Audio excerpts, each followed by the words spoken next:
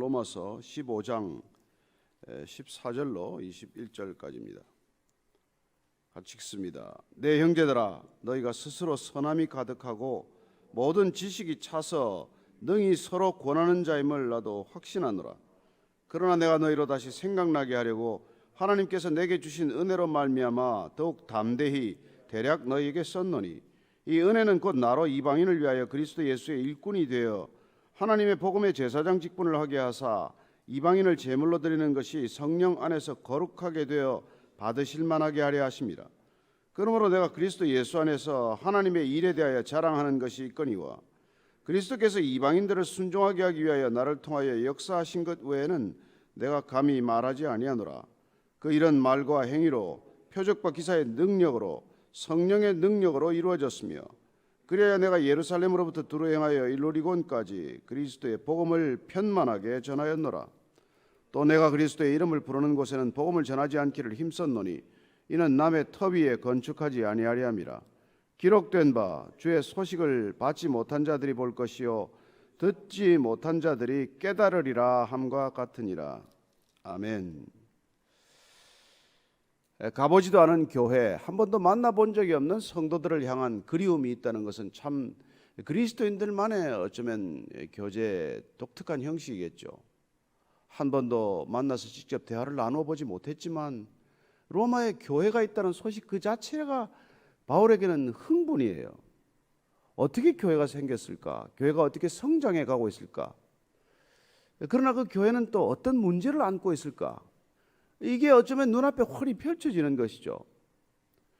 이게 현장 중심의 삶을 산 사람들에게만 일어나는 일이에요. 책상에서만 있는 게 아니라, 머릿속에서만 일어가는 삶이 아니라 발로 밟아본 현장이 눈앞에 가득한 사람은 그곳에 무슨 소식이 들리기만 해도 눈앞에 어떤 일이 펼쳐지는지가 눈앞에 확연히 선연하게 펼쳐지는 것이죠. 그는 이미 세 차례 전도 여행을 마치고 고린도에서 이 편지를 쓰는 중이에요. 세 차례 전도 여행을 하면서 그는 얼마나 많은 교회 문제점들을 현장에서 목격했습니까? 교회마다, 가는 곳곳마다 어쩌면 은혜로 시작된 일들이 어떻게 그렇게 갑작스럽게 또 혹은 속히 문제에 휩싸이게 되는지를 그는 목격했기 때문에 로마 교회 소식을 듣고 이 교회는 어떤 문제가 지금쯤이면 있겠구나 하는 걸 잘 아는 것이죠.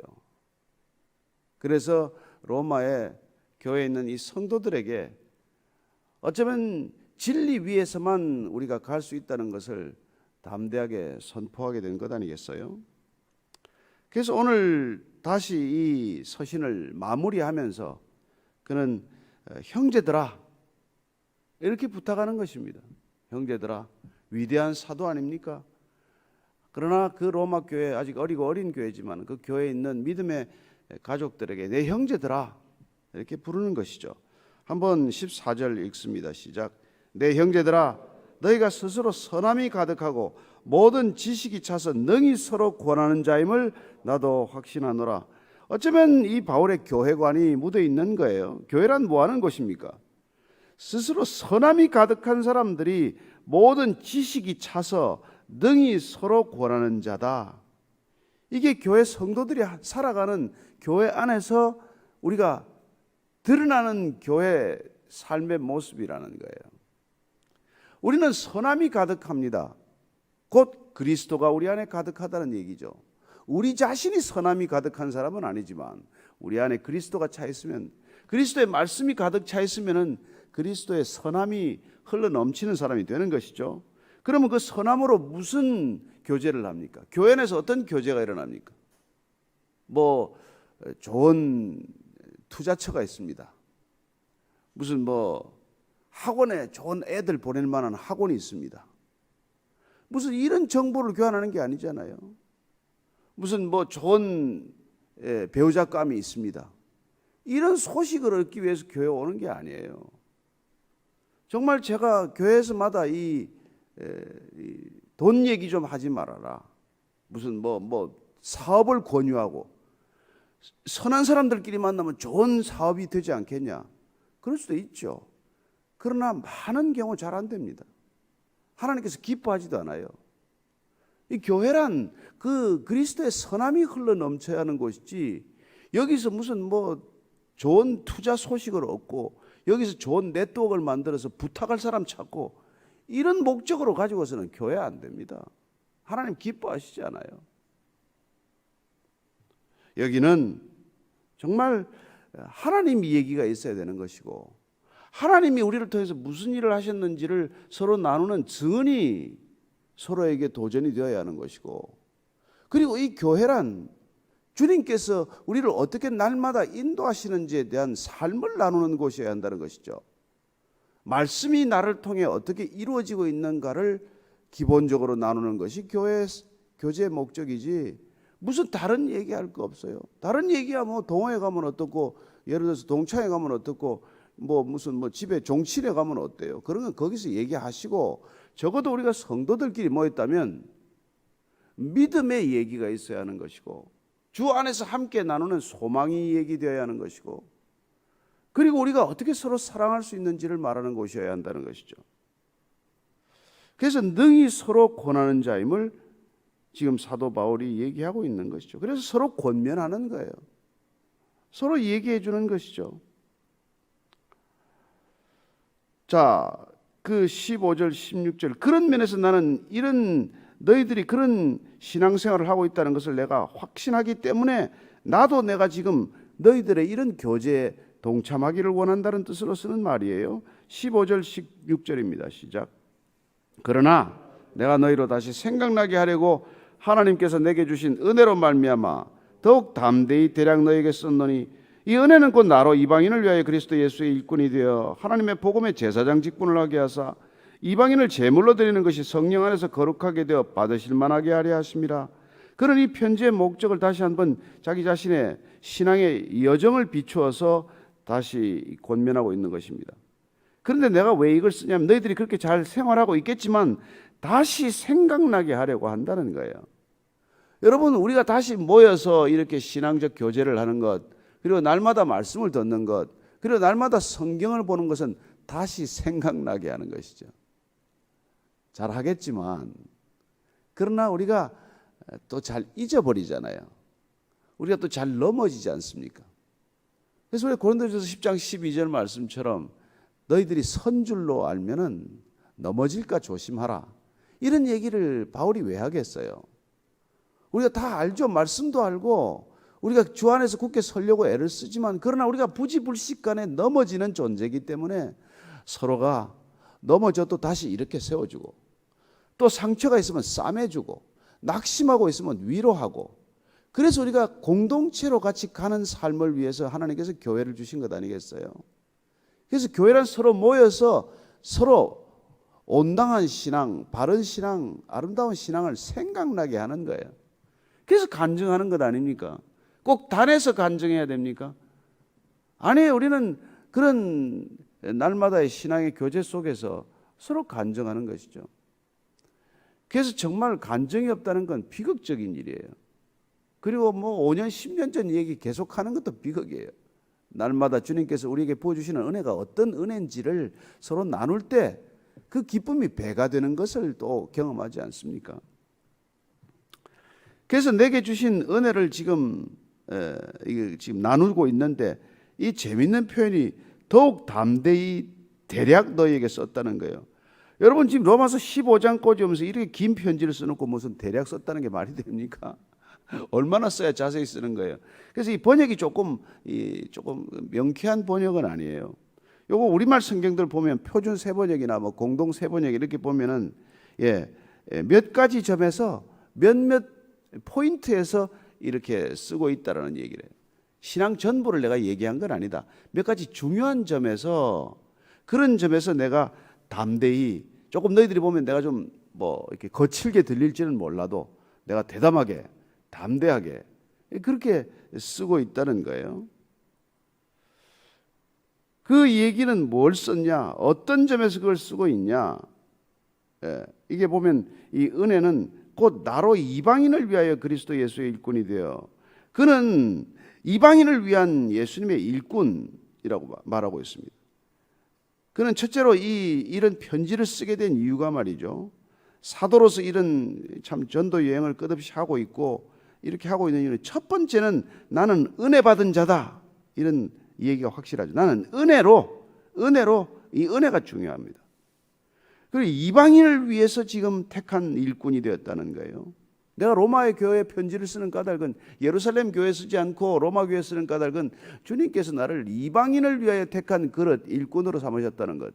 자, 일꾼이라고 하는 사역자라고 하는 이 분명한 정체성. 여러분 이게 분명하면은 이게 우리 시험 잘 안 됩니다. 나는 그리스도의 일꾼이다. 여러분이 제 일꾼이 되면 날마다 시험 들 거예요. 내가 시키는 일마다 왜 이걸 나한테 시키나? 왜 이 얘기를 나한테 하나? 그러나 여러분들이 그리스도의 일꾼이라면 아무것도 갈등이 되지 않습니다.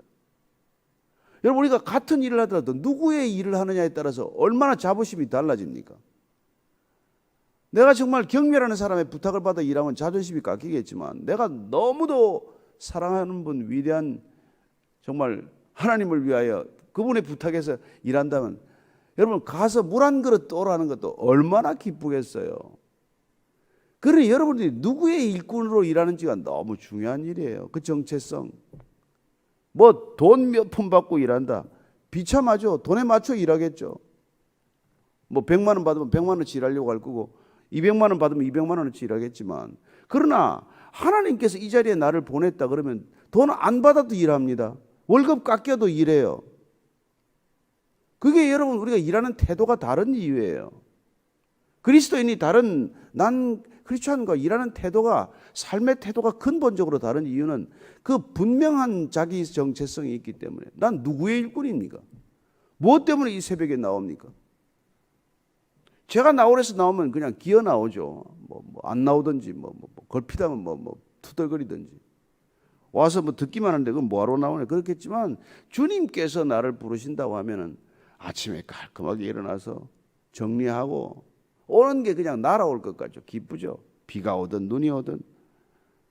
그래서 여러분 성도들 보면은 정말 변함없이 신실한 분들이 있는 거예요.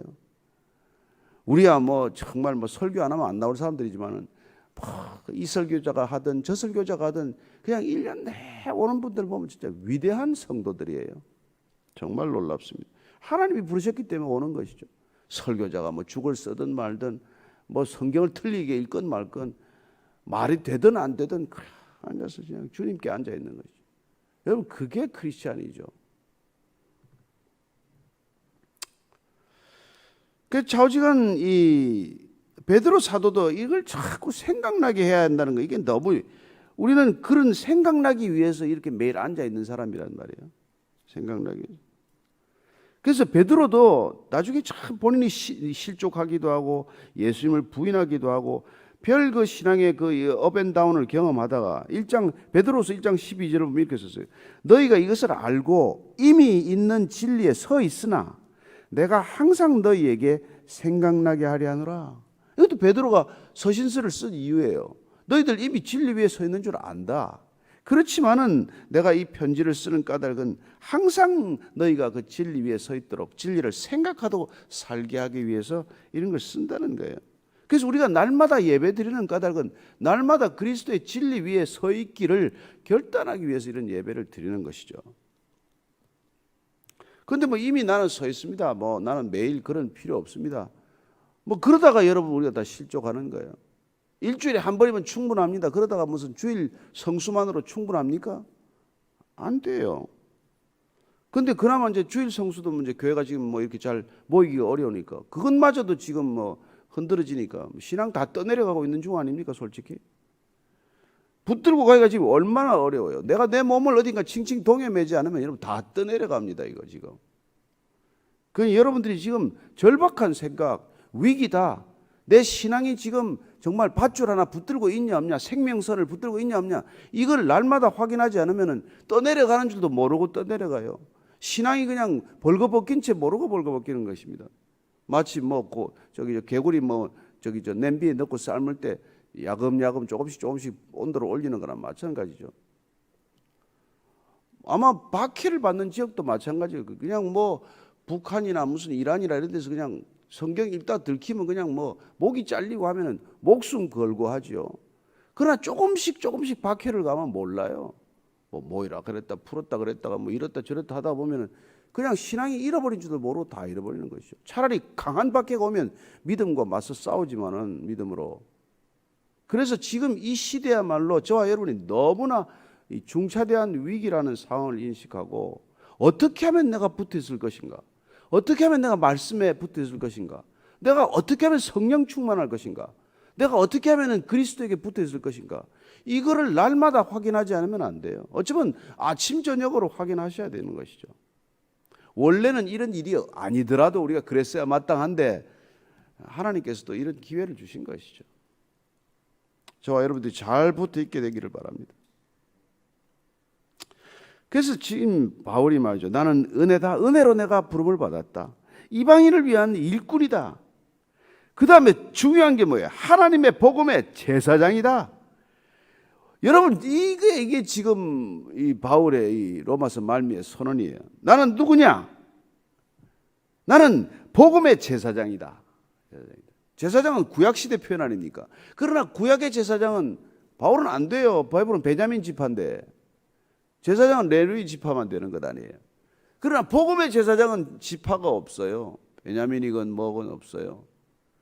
그게 우리가 하나님의 복음의 제사장이다. 그럼 구약시대 제사장은 뭐 했어요? 동물을 죽여서 피를 제단에 뿌리는 것 아니에요. 그러면 지금 신약시대 제사장은 뭐 하는 거예요?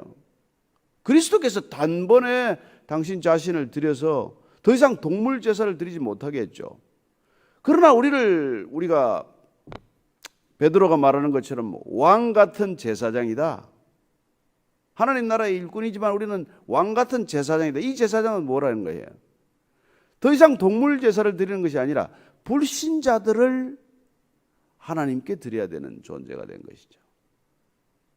주님께서 제물이 되셔서 우리와 믿음의 사람들을 구원하셨다면, 우리가 그 제사장 직분 대제사장이신 예수 그리스도께서 그 일을 하셨다면, 대제사장을 따라가는 우리의 복음의 제사장들은 이제는 믿지 않는 사람, 구원받지 못한 사람들을 거룩하게 해서 산 제물로 다시 드려야 된단 말이에요. 그래서 로마서 12장 1절에 바울은 그리스도인이란 누구냐? 산 제물, 거룩한 산 제물로 전적으로 드려지는 존재라고 말하는 것이죠. 우리는 살아있는 존재지만 하나님께 드려지는 제물. 그렇게 우리가 우리 자신을 복음의 제사장이 되었다면 이제 우리가 믿지 않는 사람들을 거룩하게 해서 성령으로 거룩하게 해서 제물로 드리는 것, 올려드리는 것, 죽어있는 사람들을 살려 올려드리는 거예요. 옛날에 살아있는 짐승을 죽여서 드렸지만 복음의 제사장들은 죽어있는 영혼들을 깨우고 살려서 하나님께 드리는 거예요. 얼마나 이건 놀라운 직분입니까? 여러분, 이 직분을 알게 되면 흥분하는 거예요. 죽은 사람이 살아났는데 흥분 안 하면 이상한 거 아니에요? 예. 정말 놀라운 일이죠. 놀라운 일. 죽은 사람 살리는 거. 죽은 사람 사는 걸 기적이라고 하지 않습니까? 뭐 가끔 보면은 뭐 파묻 들어갔다가 뭐 사람이 깨어났다, 무슨 그 흰 시트 덮어놨는데 무슨 뭐 침으로 살렸다, 이런 얘기 들으면 사람이 흥분하잖아요.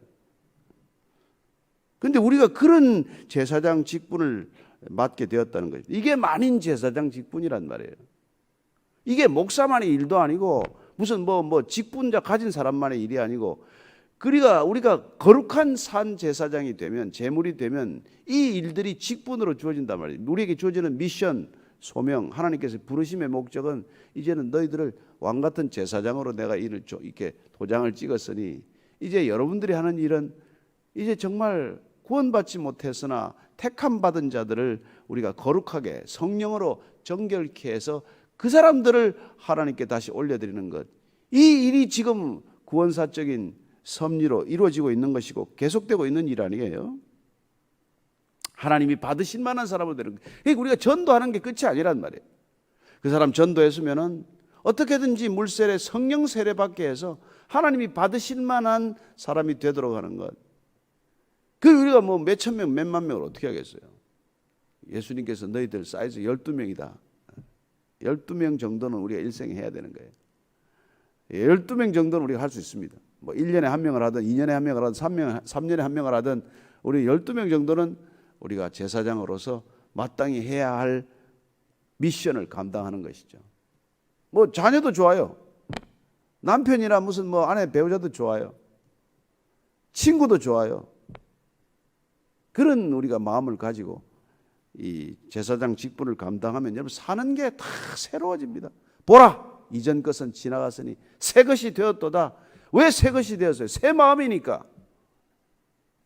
사는 삶의 목적과 의미와 모든 것이 달라졌기 때문에. 자, 17절부터 19절까지입니다. 그러므로 내가 그리스도 예수 안에서 하나님의 일에 대해 자랑하는 것이 있거니와 그리스도께서 이방인들을 순종하게 하기 위하여 나를 통하여 역사하신 것 외에는 내가 감히 말하지 아니하노라. 그 일은 말과 행위로 표적과 기사의 능력으로 성령의 능력으로 이루어졌으며 그래야 내가 예루살렘으로부터 두로 행하여 일루리온까지 그리스도의 복음을 편만하게 전하였노라. 여러분 이거 보면은 말이죠. 가만 들어보면은 하나님 자랑하는 것 같은데 듣고 나면 자기 자랑하는 사람이 있어요. 근데 자기 자랑하는 것 같은데 다 듣고 나면 하나님 자랑하는 게 있단 말이에요. 이 사람이 다 분간이 됩니다. 한번 뭐 하나님 얘기를 하는데 듣고 보면 자기 자랑이에요. 어떤 사람은 자기 얘기하는 것 같은데 하나님 자랑이에요. 저는 그 안에 내 안에 성령이 충만한 분, 내 안에 그리스도가 계신 분은 무슨 얘기를 하든 그리스도의 자랑이 돼요. 그러나 없으면 아무리 입으로 무슨 뭐 주님 해도 주님이 드러나지 않는 것이죠. 예, 그런 그리스도 예수 안에서 하나님의 일에 대하여 자랑할 게 있는데 그건 뭐냐면은 그리스도께서 이방인들을 순종하게 하기 위해 나를 통하여 역사하신 것. 자, 신앙의 길은 두 길이에요. 내가 하나님의 도움으로 무슨 일을 하는 사람, 하나님께서 나를 사용하셔서 무슨 일인가를 하도록 순종하는 사람. 겉보기는 별 차이가 없어요. 참 잘 몰라요. 그러나 주님은 너무나 분명히 아시죠. 내가 여전히 주어이냐? 하나님이 주어인가? 내가 주어인 사람은 하나님의 도움이 필요할 뿐이에요. 그러나 하나님이 주어인 사람은 그냥 순종할 뿐이에요. 무슨 일이 되었건 어떤 일이 되었건. 그래서 하나님께서 나를 통해서 역사하시는 것은 말과 행위로 합니다. 그렇죠. 말과 행위로. 우리는 말로도 전하죠. 그러나 우리의 삶이라고 하는 행위로, 행동으로도 전해야 합니다. 그런데 이제 저 같은 목사들의 문제는 뭐예요? 말로 전하기는 잘하는데 삶이 따라가냔 말이에요. 말은 아침 저녁 하는데 삶이 따라가냔 말이에요. 그래서 우리가 가장 위기의 사람이다 이 말이에요. 여러분들은 뭐 말 그렇게 할 필요 없잖아요. 그냥 직장에서 살기만 하면 되잖아요. 여러분 말과 삶이 함께 안 가기 때문에 늘 신앙의 위기가 닥치는 것 아닙니까? 그래서 가장 큰 위기에 빠지는 사람은 늘 목사들이에요. 목회자들이에요. 말과 행위로, 표적과 기사의 능력으로. 사도 바울도 기적이 많이 나타났잖아요. 그 다음에 성령의 능력으로 다 이루어지는 거예요. 그죠? 그래서 그는 예루살렘 때부터 그냥 정말 서진하면서 일루리온까지, 이 발틱 해안에 있는 도시거든요. 이 지역이죠. 여기까지 그러니까 쭉 보면은 뭐 시리아 거쳐서 소아시아를 거쳐서 뭐 마게도니아, 아가야 이 지방 전체 그 당시로서는 얼마나 넓은 범위입니까? 거의 뭐 2만 킬로 가까이를 걸어 다니지 않았어요. 세 번 연도 여행을 통해서 그렇게 복음을 아주 두루두루 전했다는 것이죠. 근데 이게 자랑입니까? 하나님께서 나를 어떻게 쓰셨다. 하나님께서 이방인들을 어떻게 부르셨는데 나라는 그릇을 통해서 나의 말과 행동을 통해서 그가 겪었던 삶의 모습들은 우리가 잘 알지 않습니까? 고린도서나 보면은 얼마나 고난을 많이 겪었습니까? 또 20절 21절입니다. 또 내가 그리스도의 이름을 부르는 곳에는 복음을 전하지 않기를 힘썼노니 이는 남의 터 위에 건축하지 아니하리 함이라. 기록된 바 주의 소식을 받지 못한 자들이 볼 것이요 듣지 못한 자들이 깨달으리라 함과 같으리라. 그는 그리스도의 이름을 부르는 것은 복음을 전하지 않기를 힘썼다라고 말합니다. 그러나 사실은 이 바울의 선교 전략은 보면은 대도시 중심 전략이었어요. 그래서 도시에서 가정교회를 세우면 가정교회 리더가 세워지고, 그러면 그 리더들이 인근 지역 교회들을 전도해 나가는 그런 이 선교 전략을 쓴 것이죠. 그래서 그는 주로 대도시를 거점으로 다녔기 때문에 주로 이제 교회가 없는 곳을 다닌 것이죠. 그래서 남의 터 위에 건축하지 않으려고 했다. 그래서 교회가 이미 있는 곳은 그건 안 가죠. 어떤 의미에서 로마에 교회 안 간 것은 로마에 교회가 있다는 소식을 들었기 때문일 수도 있어요. 그러나 그 로마 교회에 이 편지를 쓴 것은 로마 교회의 도움을 입어서 서바나 땅끝까지 복음을 전하고자 하는 전진 기지로서의 역할을 염두에 두었기 때문이죠. 어쨌든 그는 남의 터 위에 이미 복음이 전해진 곳에 복음을 전하려고 하지 않았다. 그런 점에서 보면 우리가 참 서울 땅에서 교회하고 있는 것도 참 여러 가지 생각해 볼 점이 있는 것이죠. 어쨌든 우리가 이 시대에 진정한 교회가 되어서 흩어져야 한다는 것을 늘 기억하고 있는 것입니다. 그런데 이게 참 바울이 이렇게 그러면 내가 예루살렘에서 일루리곤까지 간 게 이게 내 자랑이냐? 그런 고린도 후서에 보면은 이렇게 그 자기의 선교 사역을 정리하고 있어요. 고린도서 10장 13절을 보면 그러나 우리는 분수 이상의 자랑을 하지 않고 오직 하나님이 우리에게 나누어 주신 그 범위의 한계를 따라 하노니 곧 너희에게까지 이른 것이라. 그래서 고린도 교회까지 간 이유도 그런 말이죠. 하나님께서 인도하셔서 간 거지 내가 내 뜻대로 갔냐, 이게 아니라는 거예요. 그래서 우리가 한 걸음 한 걸음이 주 안에 있으면은 하나님께서 인도하심을 받고 있다는 강한 믿음이 오게 되어 있어요. 하기야 우리가 교회 장소를 A 장소에서 B 장소로 예배 처소만 옮겨도 하나님의 인도하심을 우리가 느끼고 알지 않습니까? 마찬가지로 그리스도인의 삶의 지경은 하나님께서 그 범위의 한계를 정한다는 것을 알게 됩니다. 그리고 그런 21절에서 이사야서 말씀으로 오늘 이 말씀을 또 한번 매듭짓습니다. 주의 소식을 받지 못한 자들이 볼 것이요 듣지 못한 자들이 깨달으리라 함과 같으니라. 이 메시아 장 이른바 이사야서에 보면은 한번 찾아보고 갈까요? 52장 15절입니다. 이사야서 52장 15절에 이렇게 되어 있습니다. 그가 나라들을 놀라게 할 것이며 왕들은 그로 말미암아 그들의 입을 봉하리니 이는 그들이 아직 그들에게 전파되지 아니한 것을 볼 것이요 아직 듣지 못한 것을 깨달을 것임이라. 고난받는 종이 이 땅에 오시면은 어떤 일이 일어납니까? 듣지 못한 사람이 듣고 보지 못한 사람들이 보게 되고 깨닫게 된다는 것입니다. 그렇습니다. 사도 바울이 하나님께서 그를 마음껏 쓰셔서 사람들을 보지 못하고 듣지 못한 자들이 깨닫게 된다는 거예요. 깨닫다, 이 중요합니다. 여러분, 신앙은 깨닫는 거에 있어야 돼요. 보기는 보아도 듣기는 들어도 깨닫지 못하면 안 됩니다. 초월적 알미라고 하는 초월적 지식은 단순히 우리가 사고 영역에 머물러 있지 않기 때문에 우리의 삶 전체를 바꾸는 이 깨달음은 깊은 묵상에서도 올 수 있지만은 정말 하나님께 붙들려고 성령이 우리를 강하게 사로잡을 때 일어나는 일이에요. 그래서 늘 우리 진리의 세계에서는 나중된 자가 먼저 된단 말이에요. 그런데 그런 일이 수없이 일어난단 말이죠. 아무리 있어도 깨닫지 못하는 자가 있냐면 단번에 깨닫는 자가 있을 수 있단 말이에요. 니고데모는 그 많은 성경적 지식에도 불구하고 깨닫지 못합니다. 뭐가 거듭나는지도 몰라요. 그러나 사람들에게 손가락질 받는 우물가의 여인은 주님을 만나서 단 몇 마디 대화를 안 나누어도 무엇이 진리인지를 깨닫는 자가 되는 것이죠. 그렇게 성경은 항상 우리에게 역전이 있음을 가르쳐주고 있습니다. 오늘 이 사도 바울은 마지막 이 로마 교회를 향한 어떤 권면이 있다면 너희들이 보고 듣고 깨달아야 한다는 거예요. 그렇습니다. 깨달음이야말로 우리 존재 전체의 지각 변동을 일으키는 놀라운 능력이 될 것입니다. 오늘 이 아침에 우리가 기도하면서 하나님 매일 보고 듣는데 깨닫게 해 주십시오. 그리고 이 깨달음으로 우리가 변화된 삶을 살아내게 해 주십시오. 그리고 이 변화된 삶이 누군가에게 증언이 되게 해 주십시오. 그래야 그들도 주 안으로 쑥 들어오게 해 주옵소서. 한번 이 시대가 우리가 전도의 길이 막힌 것이 아니라 새로운 전도의 길이 열렸다는 그런 믿음으로 도전해 보십시다. 같이 기도하겠습니다. 하나님 아버지, 주님, 사람과 사람이 얼굴과 얼굴로 대면하기도 어려운 시대가 되었지만 그러나 그럼에도 불구하고 주님, 우리에게는 또 온라인도 열어놓고 또 사실 어떻게 보면 이 불안한 시대를 통해서 삶과 죽음의 경계선이 날마다 오락가락하는 시대를 통해서 정말 죽음의 두려움에 사로잡혀 있는 사람들에게 영생을 도전할 수 있는 절호의 기회일 수도 있습니다. 주님, 우리가 머물러 있지 않게 하시고 위축되지 않게 하시고 뒤로 물러나지 않게 하시고 주님과 함께 앞으로 전진하고 앞으로 나아가는 믿음의 사람들 다 되게 하여 주옵소서.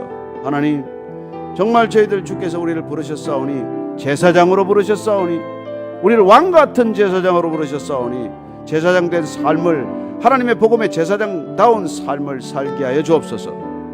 주님께서 단번에 제사를 지내서 더 이상 제사 지내지 않게 하셨습니다. 그러나 우리가 거룩한 산제물 되었사오니 이제는 우리가 주님께서 택하시고 부르시는 사람들을 거룩한 산제물로 올려드릴 수 있는 왕같은 제사장, 거룩한 복음의 제사장들로 날마다 살게 하여 주옵소서. 그 신분에 흔들림이 없게 하시고 그 신분에 정말 위축됨이 없게 하여 주옵소서. 하나님 아버지, 우리를 복음의 제사장으로 불러주셔서 감사합니다. 아무 자격도 능력도 없지만은 성령 하나님 우리 안에서 충만할 때 진정한 복음의 제사장들 다 될 줄로 믿습니다. 이제는 십자가에서 우리를 왕같은 제사장으로, 하나님 나라의 복음의 제사장으로 부르신 우리 구주 예수 그리스도의 은혜와 하나님 아버지의 무한하신 사랑과 성령의 날마다 제사장으로 살아갈 수 있도록 기름 부으심이 오늘 다시 한번 우리가 주의 사람 되어서, 믿음의 사람 되어서, 성령의 사람 되어서 어떻게 이 시대를 살아가야 할지 날마다 권면하고 다짐하고 확인하는 이 자리에 고개 숙인 모든 성령의 지체들 위해 지금부터 영원까지 함께 하시기를 간절히 축원하옵나이다. 아멘.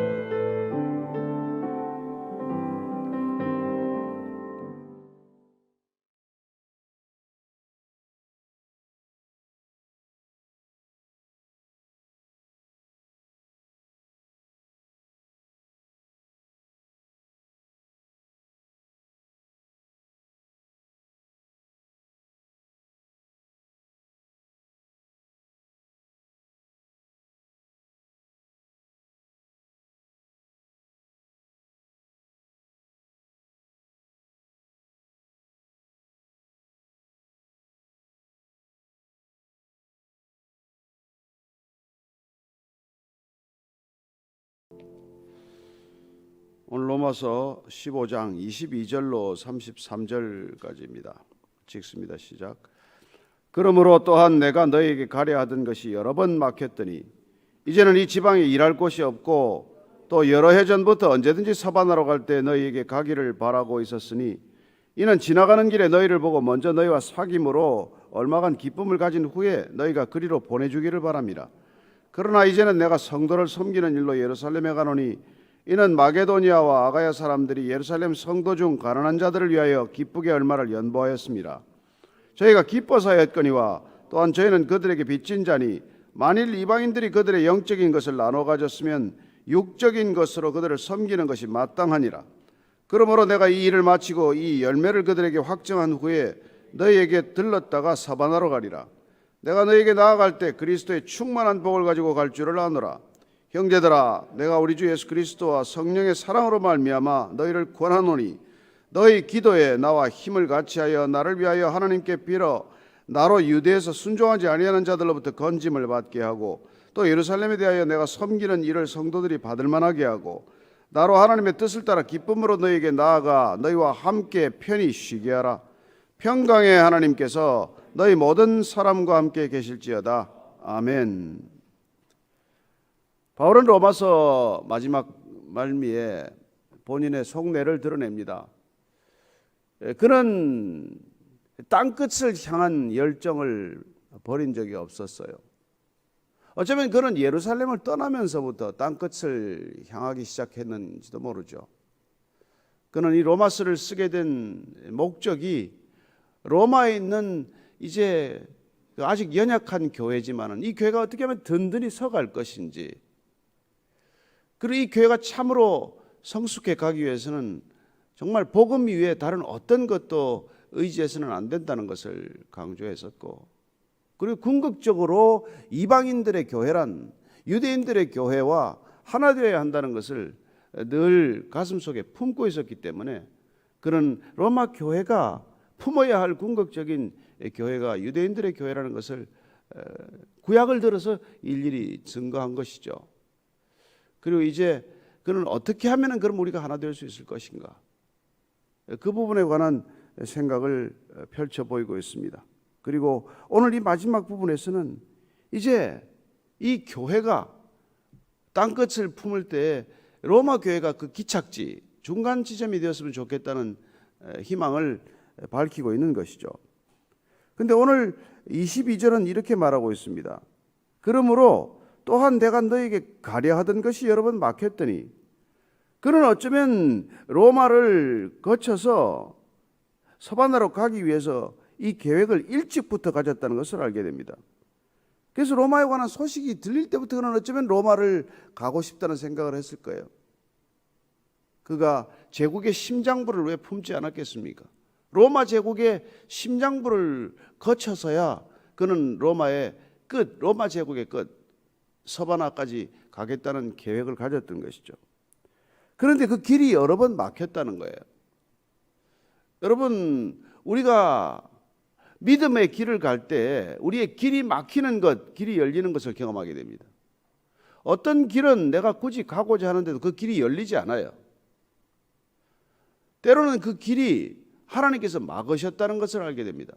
또 때로는 사탄이 막았다는 것도 알게 돼요. 누가 이 길을 막고 있는지를 우리는 분별해야 합니다. 사도 바울의 경우는 예를 들면 그러지 않습니까?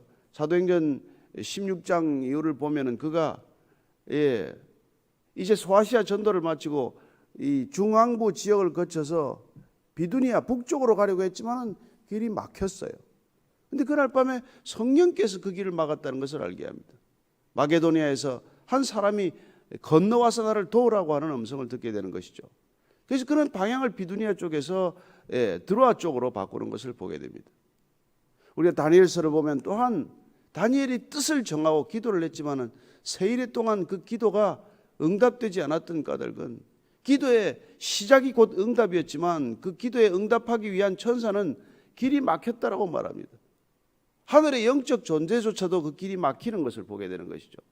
따라서 우리가 이 땅에 기도할 때 우리의 일이 계획대로 진행되지 않더라도 실망할 이유가 없습니다.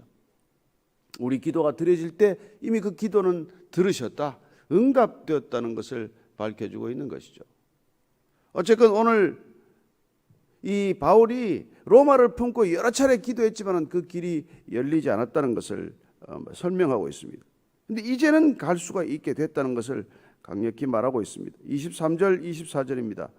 이제는 이 지방에 일할 곳이 없고 또 여러 해 전부터 언제든지 사바나로 갈 때 너에게 가기를 바라고 있었으니 이는 지나가는 길에 너희를 보고 먼저 너희와 사귐으로 얼마간 기쁨을 가진 후에 너희가 그리로 보내주기를 바랍니다. 어떻게 보면 이제 속마음을 다 드러낸 것이죠. 로마 교회에 있는 형제들에게 내가 이제는 이 지방에 일할 곳이 없다. 왜? 얼마나 일했다고 일할 곳이 없겠어요. 그러나 바울은 도시 거점 전략에 따라서 그는 중요한 지역의 그 도시들을 방문하고 교회를 세우는 것으로 그는 그의 1차적인 소임이 완수되었다고 본 것이죠. 남의 터 위에 그는 교회를 세우지 않겠다고 말합니다.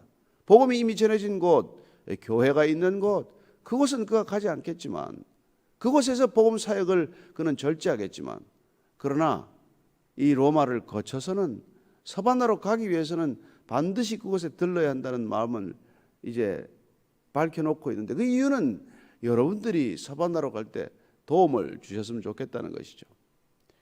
그렇습니다. 복음을 위한 도움의 요청은 담대한 것이고 때로는 당당한 것이고 때로는 꼭 필요한 것입니다. 어떻게 하나님의 일을 우리 혼자 하겠습니까? 따라서 하나님의 뜻이 분명할 때 그 일을 함께 이루고자 하는 동역자를 하나님께서 붙여주실 것이고 때로는 하나님께서 간절한 마음을 주실 때 담대하게 도움을 요청해야 하는 것이죠. 나를 위해서 내가 이득을 취하기 위해서 하는 게 아니지 않습니까? 하나님의 나라를 같이 이루어갈 때 도움이 필요하다고 솔직히 고백하는 것이야말로 어쩌면 겸손한 태도고 자존심 때문에 도움을 청하지 못한다면 오히려 교만 때문이고 우리가 정직하게 정말 이 일을 함께 감당하자고 얘기하는 것이야말로 하나님께서 주시는 마음이기 때문에 그런 것이죠. 그래서 그는 얼마간 자기가 너희들과 좀 교제한 뒤에 너희들이 나를 파송해 줬으면 좋겠다. 사실 서바나에도 유대인들이 많다는 소식은 그때도 들렸을 것입니다. 제국의 끝까지 유대인들은 있었거든요. 그는 언제든지 가면은 사실 회당에서부터 복음을 전하기 시작했지 않습니까? 자, 25절 26절이에요. 시작. 그러나 이제는 내가 성도를 섬기는 일로 예루살렘에 가노니 이는 마게도니아와 아가야 사람들이 예루살렘 성도 중 가난한 자들을 위하여 기쁘게 얼마를 연보하였음이라. 그러나 그는 지금 어디로 가느냐? 지금 이제 길이 열려서 너희들이 가고 싶지만 그 전에 먼저 예루살렘을 가겠다고 얘기를 해요. 왜 예루살렘을 가게 되었습니까? 예루살렘에 섬기는 일이 무슨 일이겠어요? 이것도 사도행전 11장을 보면은 그 당시에 이 선지자들이 예언한 부분들이 나옵니다. 한번 볼까요? 그래서 이 예루살렘이 굉장히 어려워졌다는 것을 알게 됩니다. 11장 27절 28절을 보면 이렇게 되어 있어요. 그때 선지자들이 예루살렘에서 안디옥에 이르니 그 중에 아가보라는 한 사람이 일어나 성령으로 말하되 천하에 큰 흉년이 들리라 하더니 글라우디오 때 그렇게 되니라. 큰 흉년이 들기를 예언했었던 일이 있고 또 글라우디오 황제 때 큰 기근이 들었다는 것을 알게 됩니다. 따라서 예루살렘에 어려움이 있을 때 이 어려움을 어떻게 하면 형제로서 도울 것인가? 그래서 그는 이 아시아 지역에 있는 마게도니아와 아가야 지역에 있는 사람들이 예루살렘 교회를 위해서 그 예루살렘 교회에 있는 가난한 형제 자매들을 위해서 연보를 했다는 거예요. 이 연보를 전해주는 일을 위해서 예루살렘에 가기로 했다. 이게 사도 바울이 로마로 가고 싶은 간절한 마음을 잠시 또 접고 예루살렘의 행을 결정합니다. 잘 아는 대로 예루살렘에 가서는 얼마나 큰 고난을 겪는지 몰라요. 그가 예루살렘 성전에 갔다가 맞기 시작을 해서 결국은 로마로 가기는 가는데 죄수의 신분으로 가게 되는 동기가 여기서 시작이 되는 것이죠. 그러나 어쨌든 그는 이 연보를 기쁘게 한 연보를 가지고 전해야 하겠다는 일을 먼저 실행하게 됩니다. 여기서 우리가 연보라는 나오는데 우리는 뭐 헌금이라는 단어가 익숙하지 연보는 이미 좀 이게 잘 쉽게 잊혀진 단어가 되고 말았는데 이 연보로 번역된 헬라어는 우리가 익숙한 단어예요. 이게 디아코니아입니다. 이 디아코니아라는 단어 우리가 너무 잘 알지만 교제라는 뜻, 특히 펠로우십으로 쓰고 있지만 원래 원뜻은 participation, 참여하다는 것입니다. 그렇죠. 우리가 무슨 교회 공동체가 우리가 디아코니아 공동체라고 할 때 먼저 우리는 참여하는 것으로 시작이 됩니다. 참여할 때 우리는 뭔가를 교제하기 시작을 하죠. 마음을 열기 시작을 하죠. 그렇죠. 펠로우십이 있습니다. 그 다음에 우리는 impartation이라고 부르는 나누어줌이라고 하는 것이 반드시 이 디아코니아에 포함되는 것이죠.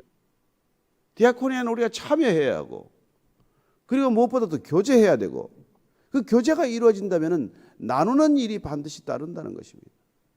그래서 이 디아코니아가 나눔이라는 뜻을 넘어서 우리가 기부금, 헌금, 컨트리뷰션이나 이런 것들이 다 포함이 되는 뜻으로 발전한 것이죠.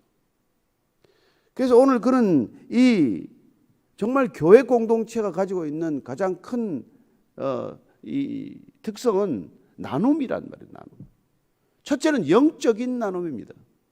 우리가 왜 서로 간증합니까? 왜 서로 우리가 믿음 안에서 하나님께서 우리를 통해서 행하신 일들, 우리를 통해서 말씀이 이루어지고 있는 일들을 왜 서로 얘기합니까? 나누기 위해서란 말이에요. 영적인 나눔을 위해서. 근데 오늘 이 연보를 보면은 예루살렘 성도 중에 가난한 자들을 위해서 할 때 기쁘게 하는 게 필요하다는, 기쁘게 하는 것. 나눔을 위해서 하는 것이지만 또한 이거는 기꺼이 자발적으로 하는 일이어야 합니다. 절대로 이 기쁨이 없이 하는 것은 뭐 연보가 될 수 없죠. 그렇지 않습니까? 그래서 우리가 보면은 이 구약에 보면은 재밌는 말이 있잖아요. 우리가 물 위에 떡을 던지라. 전도서 11장 1절이죠. 너는 내 떡을 물 위에 던져라. 여러 날 후에 도로 찾으리라. 뭐 이렇게 계산하고 우리가 하는 건 아니에요. 반드시 찾게 될 것이다. 절대로 연보는 보상이 아닙니다. 헌금은 보상이 아니에요. 그러나 우리가 하나님께서는 내가 물 위에 떡을 던지는 것처럼 어리석은 행동이 어디 있어요? 버리는 것과 같죠. 그러나 그런 것들이 반드시 되찾게 되는 날이 이르리라고 말하는 까닭은 우리의 나눔은 보상이 아니지만 그러나 하나님께서 반드시 그 떡이 어떻게 돌아오는지 내게 유익으로 돌아오는지를 보게 될 것이라는 거예요. 따라서 사실은 남을 위하는 이타심이야말로 결국 궁극적으로 이기심의 또 다른 형태지만은 먼저 이타심이 발현될 때 그 이기심은 이기적인 동기가 아니라 사랑이라는 동기로 나를 채우는 것을 경험하게 되는 것이죠. 교회란 그런 것들을 세상이 경험토록 하는 하나님의 놀라운 공동체의 선물입니다. 교회가 그걸 하지 않으면 교회가 교회됨을 경험할 수 없는 것이죠. 우리가 물 위에 떡을 던지지 않으면 우리에게 그 떡이 되돌아오는 것, 유익으로 되돌아오는 것을 경험할 수 있는 너무나 소중한 기회를 놓치는 것이죠. 자, 오늘 여기 보니까 지금 이 기쁨을, 그러면 왜 지금 사도 바울은 이 마케도니아와 아가야 지방 교회들이 사람들이 이 헌금한 걸 왜 전달하고 하냐는 것이죠.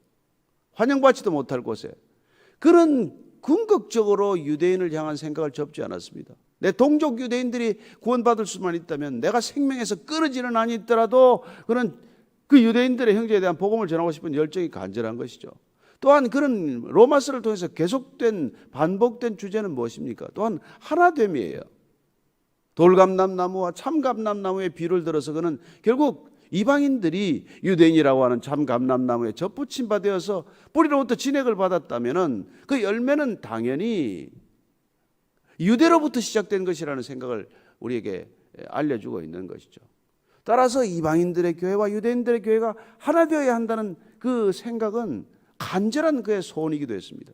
어떻게 교회가 이방인들 교회 안에서도 헬라인들과 헬라 출신 이 그리스도인들과 유대 출신 그리스도인들이 하나 되게 하는 것이야말로 그에게 큰 관심사였고, 이 선교지에 세워진 교회와 예루살렘 교회가 하나 되는 것, 그에게는 이 간절한 열망이 있었기 때문에 이제 자발적이고 기꺼이 이 헌금한 이 연보를 가지고 예루살렘으로 가기로 결정한 것이죠. 자, 27절입니다. 시작.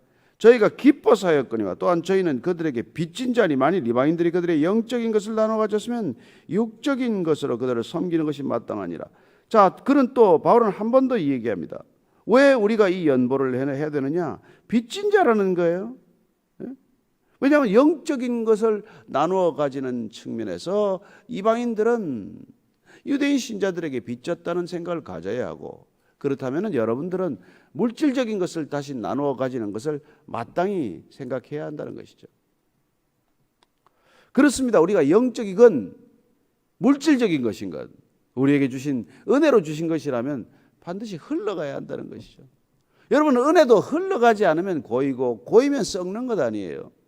은혜를 너무 많이 받아서 썩은 사람들을 보셨습니까? 혼자서 그냥 어떻게 보면 그냥 뭐 설교를 듣긴 했는데 머리만 커지고 귀만 커져가지고 그냥 듣기만 하고 그냥 뭐 그걸 흘려보내지 않으면, 그렇죠. 설교에 대한 비평가 하려고 우리가 설교를 듣습니까? 설교 우리가 무슨 성경 신학자가 되기 위해서 성경을 매일 봅니까? 흘러가지 않으면은 여러분 썩고 마는 것이죠. 그래서 물 위에 던지는 것 같지만 그걸 나눠야 한다는 거예요. 그 기쁨을 맛보는 것이야말로 교회의 특징 아니겠어요? 예수님께서 그렇게 하셨습니다. 예수님께서 그분이 십자가에서 못 박힐 이유가 있습니까?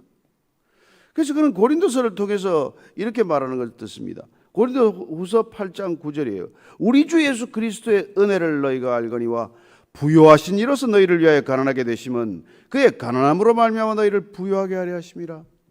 그분께서는 부요하신 분이지만은 다 쏟아 놓으심으로 가난하게 되셨어요. 우리를 부요케 하시기 위해서 그분 자신이 가난해지신 것. 그렇다면 우리 또한 그분으로 인하여 부요해졌다면은 이번에는 우리가 우리의 부요함을 나누어서 가난하게 되는 것을 어렵게 생각할 일이 아닌 것이죠. 그래야 이 세상 다 가진 것 같지만은 빈사 상태에 있는 이 세상이 부요해질 것 아니겠습니까? 참으로 부요해지는 길이 무엇입니까? 우리가 나누지 않기 때문에 어쩌면 돈이야 나누죠. 뭐 교회가 많은 일을 합니다. 그러나 여러분 돌아가신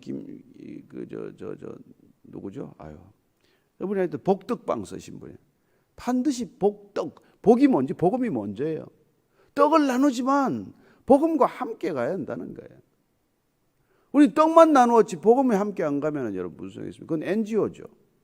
교회가 구제를 하더라도 교회는 반드시 복음과 함께 나누어야 우리는 그들이 진심으로 부유해지는 것을 보게 되지 않습니까? 아니면은 사실은 의존적으로 만들고 마는 것이죠. 그래서 우리가 고린도서 그 9장 8장 9절 말씀 이후에 9장 7절 이하를 보면 이렇게 돼 있어요. 그러나 그렇게 도울 때 나눌 때 각각 그 마음에 정한 대로 할 것이요 인색함으로나 억지로 하지 말지니 하나님은 즐겨내는 자를 사랑하시느니라. 하나님이 능히 모든 은혜를 너에게 넘치게 하시나니 이는 너희로 모든 일에 항상 모든 것이 넉넉하여 모든 착한 일을 넘치게 하려 하심이라. 기록된 바 그 흩어 가난한 자들에게 주었으니 그의 의가 영원토록 있느니라 함과 같으니라. 우리에게 은혜를 풍성하게 주시고 넘치게 주시고 충만하게 하시는 까닭은 우리가 그렇게 나누는 일에 항상 넉넉하고 넘치게 하려 하심이라는 것입니다. 그걸 가두어 놓으라는 게 아니라 예레미야서를 보면 뭐라 그럽니까? 우리가 무슨 두 가지 악을 행하였어요? 터진 웅덩이를 판 것 아닙니까? 생수에 그는 되시는 분을 의지 않고 우리가 파놓은 웅덩이를 의지해서 그 회칠한 웅덩이, 금이 간 웅덩이, 물이 새는 웅덩이, 그 웅덩이를 의지하다가 우리가 다 죄악의 길로 가지 않습니까? 따라서 오늘 말씀을 보면은 차고 넘치게 주실 때 차고 넘치게 우리가 흘려보내지 않으면은 그러면 그는 경건도 아니요 신앙도 아니라는 것이죠. 예. 그리고 28절 29절입니다. 시작. 그러므로 내가 이 일을 마치고 이 열매를 그들에게 확정한 후에 너희에게 들렀다가 서바나로 가리라. 내가 너희에게 나아갈 때 그리스도의 충만한 복을 가지고 갈 줄을 아노라. 아, 참. 어떻게 보면은 뭐 이미 막 그냥 바울의 머릿속 그냥 계획이 착 서 있고 가슴 속에는 막 쿵당쿵당 그냥 흥분한 소리가 들리지 않습니까? 내가 이 일을 마치고 예루살렘에 가서 일을 마치고 그리고 그 열매 하나됨의 열매겠죠. 이방 교회의 뜻을 예루살렘 교회에 전달했더니 그쪽도 정말 진실로 우리와 같이 성령 받은 사람들이구나. 정말 우리의 참된 교회됨을 확인하는 이 열매를 가지고 너에게 들렀다가 서바나로 간대. 너희가 갈 때 그리스도의 충만한 복을 가지고 갈 줄 아노라.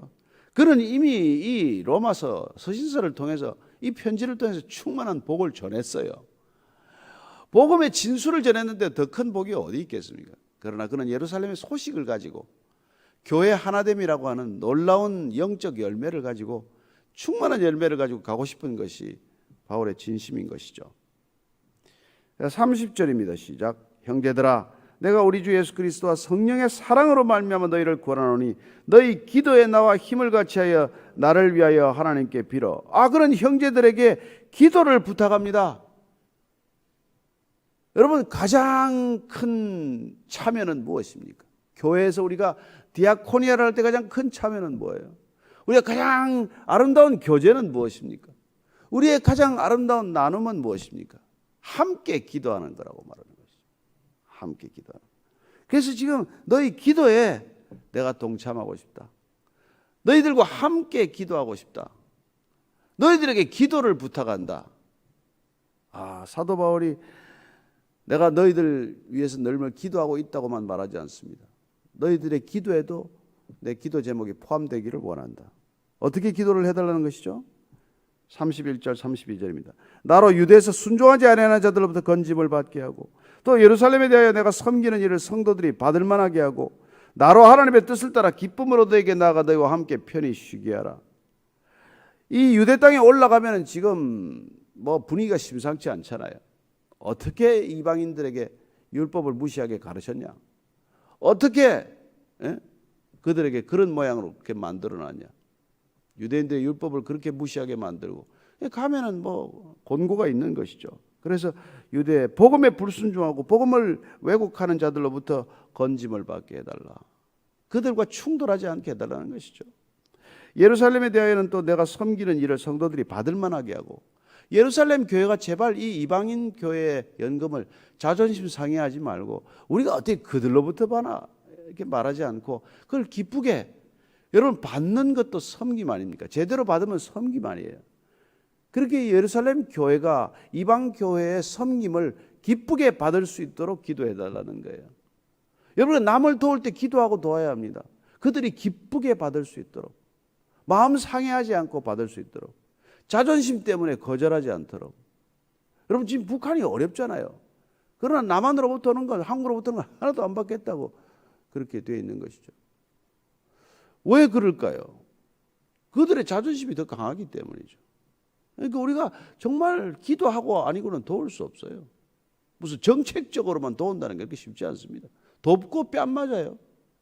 정말 우리가 남을 돕는다는 게 정말 먼저 정말 무릎으로 꿇고 어떻게 보면 그들에게 발을 씻겨주는 심정으로 도와야 도움이라는 게 도움이 되는 것이지, 안 그러면 돕고 요거도 먹는다니까요. 그리고 하나님의 뜻을 따라서 너에게 반드시 갈 수 있도록 기도해달라. 저는 이 사도 바울의 기도 부탁이 너무 정말 마음에 와닿았어요. 사실 교육자들도 목회자들도 성도들의 기도 부탁을 하지 않습니까? 저희들이 정말 끝까지 복음을 잘 전할 수 있도록. 그렇게 우리가 함께 기도하다가 여기까지 온 거예요. 근데 기도가 지금 사그라들고 있다는 것을 우리는 알 수 있습니다. 빌리 그레함이 그랬어요. 자기가 세계를 여행하면서 그 나라를 깨우는, 새벽을 깨우는 소리를 듣는다는 거예요. 캐나다에서는 새소리가 나라를, 새벽을 깨운다고 말합니다. 그 당시에 일본은 공장 돌아가는 소리가 새벽을 깨웠다고 말해요. 그러나 한국을 가니까 한국은 교회 종소리가 새벽을 깨우는 걸 들었다고 말합니다. 한국이 여기까지 와 있는 게 무엇 때문에 와 있는지 여러분, 그리스도인이 아닌 사람들이 어떻게 알겠어요? 교회 종소리가 새벽을 깨워서 여기까지 왔다는 사실을 그들도 잊고 우리도 잊어버린 것입니다. 각 교회 보십시오. 새벽 기도 누가 얼마나 합니까? 그 큰 교회 가봐야 뭐 50명, 100명 앉아 썰렁하게 기도하지 않아요. 물론 어디서든 기도할 수 있지만, 그러나 안나처럼 시몬처럼 이렇게 새벽 제단을 지키는 사람, 쌓는 사람들이 없으면 여러분 어떻게 되는지는 불을 보듯 뻔합니다. 기도의 소리가 작아지고 기도의 열기가 식어가면은 교회는 힘들어지는 것이죠. 그래서 어쨌건 이 바울이 기도 부탁을 하는 것, 그 대사도가, 위대한 사도가 혼자 기도하고 다니는 게 아니란 말이에요. 나를 위해서도 기도해 주십시오. 이 예루살렘 길이 쉽지 않습니다. 가서 제대로 이 뜻이 전해지도록, 그리고 여러분에게 다시 돌아올 수 있도록 기도해라는 것이죠. 자, 또 축도로 끝납니다. 33절의 축도를 읽고 마칩니다. 평강의 하나님께서 너희 모든 사람과 함께 계실지어다. 아멘. 고린도후서 13장 13절만 축도 아닙니다. 이렇게 기도하는 것도 축도예요. 평강의 하나님이 너희와 함께 하실지어다. 제가 우리 안 목사님하고 다닌 고등 코넬 신학교 가면은 그 뭐 일주일에 4번씩 계속 예배를 드리는데, 낮에 마지막 축도를 이제 학생들이 예배를 준비하고 학생들이 축도를 해요. 거기 그 많은 목사들, 무슨 뭐 신학 교수들이 축도하지 않아요. 마지막 학생이 나와서 축도하는데 무슨 고린도후서로 뭐 하는 줄 압니까? 우리 한국에서는 전도사, 강도사도 못해요. 목사 안수받아야 축도해요. 그러나 학생이 나와서 딱 한마디, Peace be with you, 이 얘기. 평안이 갈지어다. 평안이 갈지어다. 얼마나 좋은 축복의 기도예요. 평안이 함께하는 것, 은혜가 항상 함께할지어다. 얼마나 좋은 축도예요. 그렇습니다. 우리가 이런 그 맥혀 있는 신앙이 아니라 이렇게 아름다운 신앙들이 될 줄로 믿습니다.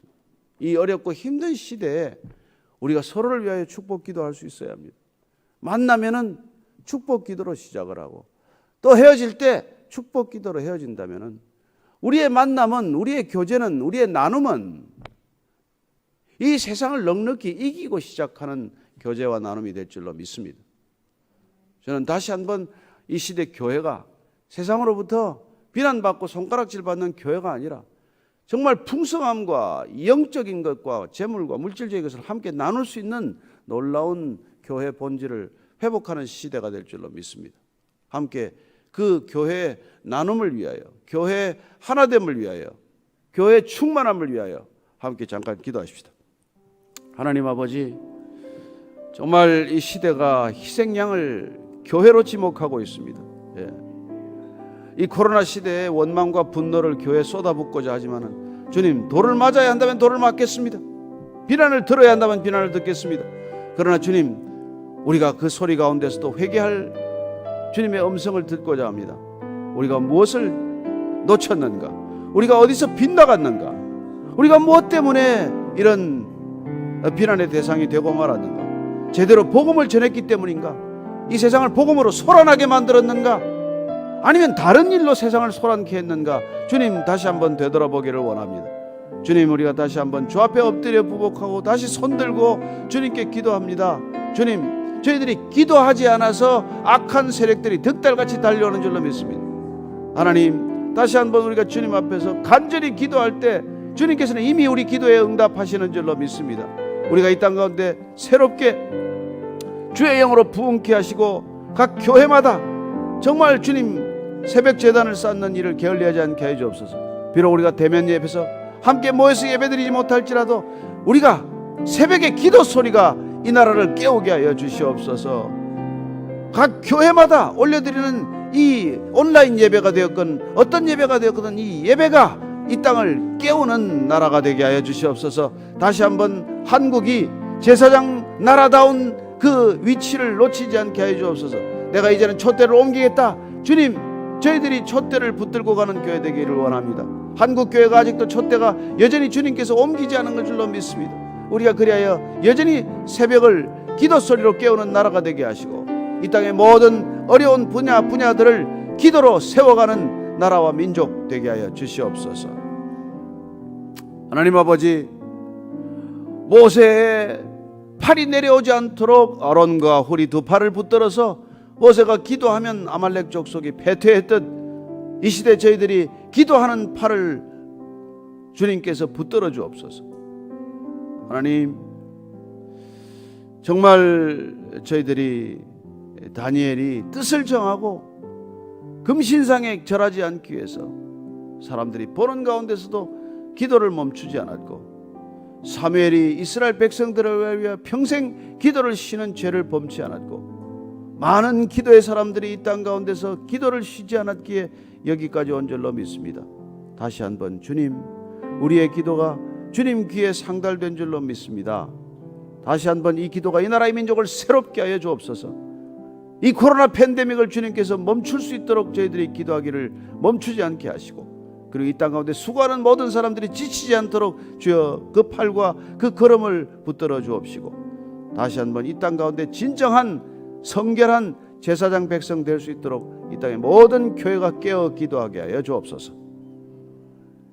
이제는 십자가에서 기도를 쉬지 않았던 우리 구주 예수 그리스도의 은혜와 그 기도의 끝에 우리를 맞아주시는 아버지의 사랑과 날마다 우리의 기도가 내 뜻을 구하는 기도 아니라 아버지의 뜻 구하도록 기도하게 하는 성령님의 인도하심이 오늘 사도 바울이 로마에 있는 형제들에게 나를 위하여 아버지의 뜻이 전해지고 교회가 하나 되도록 기도를 부탁한 것과 같이 온 성도가 이 나라의 모든 그리스도인들이 함께 기도의 자리에 앉기로 결정한, 그래야 그들을 위하여 함께 중보하기로 결정한 이 자리에 고개 숙인 모든 기도의 사람들 위에 지금으로부터 영원까지 함께 하시기를 간절히 축원하옵나이다.